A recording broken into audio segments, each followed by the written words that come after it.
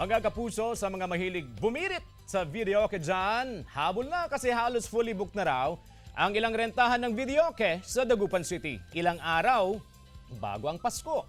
Makibalita tayo live kay Russell Simorio. Russell, nakapili ka na ba ng kakantahin mo dyan?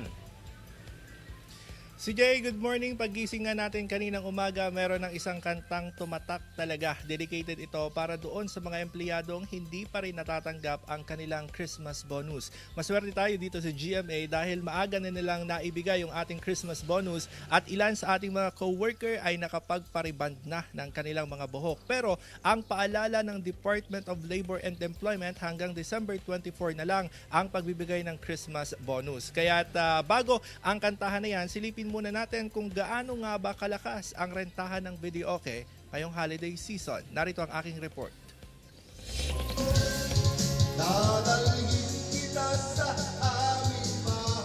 Hindi mawawala sa bawat okasyon ng mga Pinoy ang kantahan sa videoke. 3, 4, 5. Ito raw ang nagpapasaya lalo na sa mga family reunion. Kaya ang ilang rentahan ng videoke sa Dagupan City halos fully booked na. Nasa 800 pesos hanggang 1,500 pesos ang singil sa kada renta ng videoke. Pag December, dami na po mga nagpapareserve, mga party, Christmas party, ganyan po. Bukod sa videoke, in-demand din ang rentahan ng sound system at banda. Hindi raw kompleto ang Pasko ni Tatay Ferdinand kung hindi sumasayaw habang nakikising along. Pag merong salo-salo, meron at merong videoke.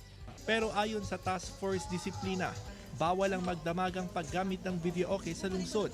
Hanggang 10 p.m. lamang pwedeng gumamit ng videoke para hindi makaistorbo. Maliban sa pagsalubong sa bagong taon, napapayagan ang paggamit ng videoke kahit hanggang madaling araw. Yung December 31 siguro sir, pwede naman natin bigyan ng exemption yun sir kasi halos lahat naman ng tao, inaabangan natin yung 12 eh.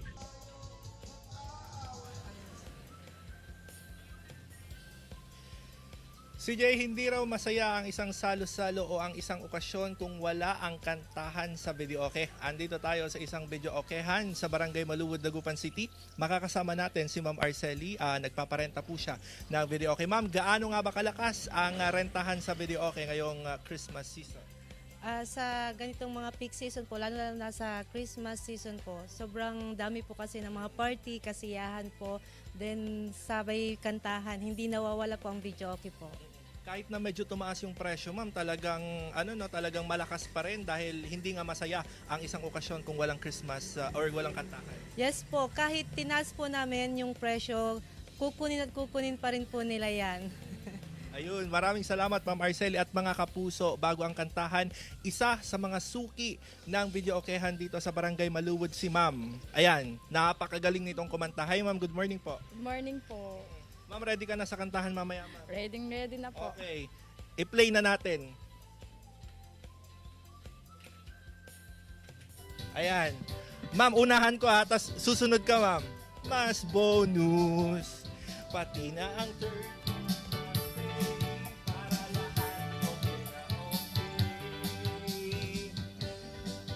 Oh, ma'am, ikaw na, ma'am.